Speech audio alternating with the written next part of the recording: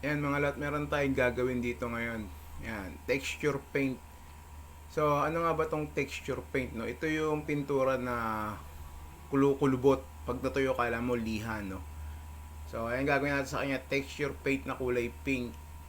So, bugan natin yan, papakita ko sa inyo kung paano siya magkukulubot, no? Yung pinaka-texture niya. So, bugan muna natin ito mga lot, tapos pakita ko sa inyo.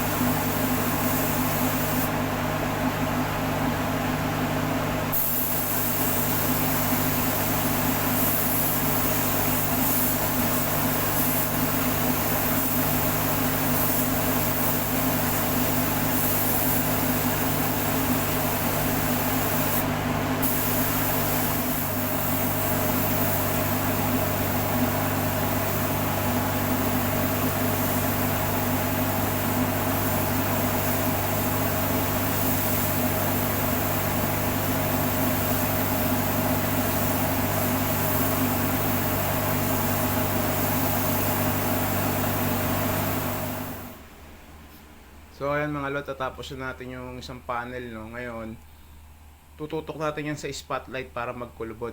So pakita ko ngayon sa inyo.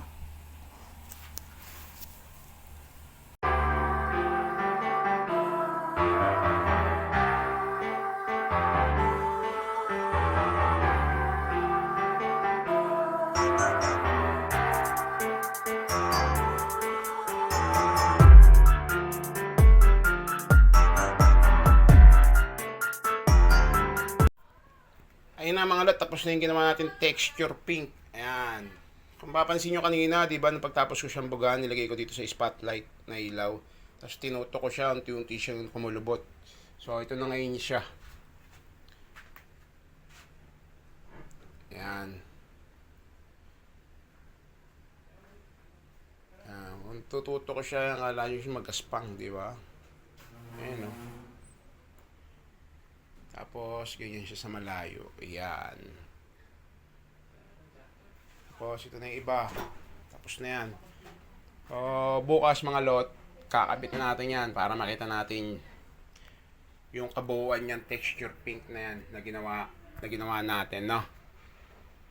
The next day.